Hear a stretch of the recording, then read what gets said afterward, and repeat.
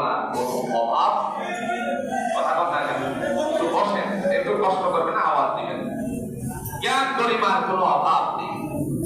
তিনি স্ব-ইচ্ছায় বিজ্ঞ metropolitan magistrate আদালতে গাজীপুরে তিনি অ্যাফিডেভিট করিয়েছেন। যার হিন্দু ধর্ম ছিল, সনাতন ধর্ম হতে এখন ইসলাম গ্রহণ করার জন্য হলফনামা পেশ করছেন। একটু জোরে বলেন আল্লাহু আকবার।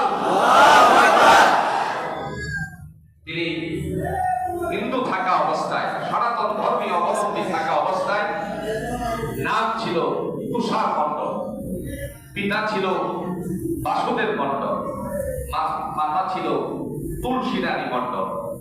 স্থায়ী ঠিকানা বজরুসার, পোস্ট খাসেরহাট, থানা কালকিনি, জেলা মাদারীপুর।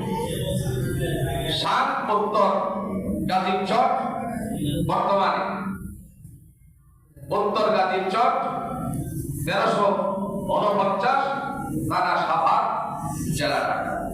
বর্তমান শান বর্ষা সিনেমা হলের উত্তর পাশে বগুড়া বাইপাস, থানা বাসক, গাজীপুর মহানগর, গাজীপুর।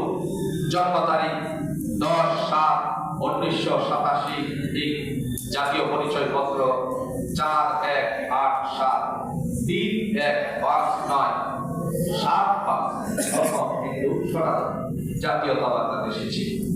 তিনি এই মর্মে হলফনামায় ঘোষণা করেছেন, যেহেতু তিনি মুসলমান হবেন, আমি একজন প্রাপ্তবয়স্ক মানুষ ছিলেন, যার বুদ্ধিমত্তার কোনো শেষ, নিজের ভালোমন্দ বুঝিতে ও উপলব্ধি করিতে এবং যে কোনো আইনগত ন্যায়সঙ্গত সিদ্ধান্ত ফলপ্রসূ ঘোষণা করা অঙ্গীকার করেন। তিনি মুসলমান হওয়ার জন্য উদ্বুদ্ধ হয়েছেন।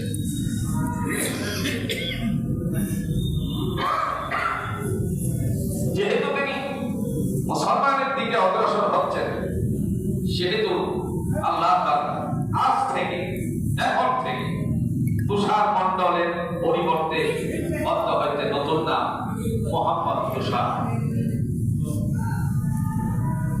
তুষার মণ্ডল।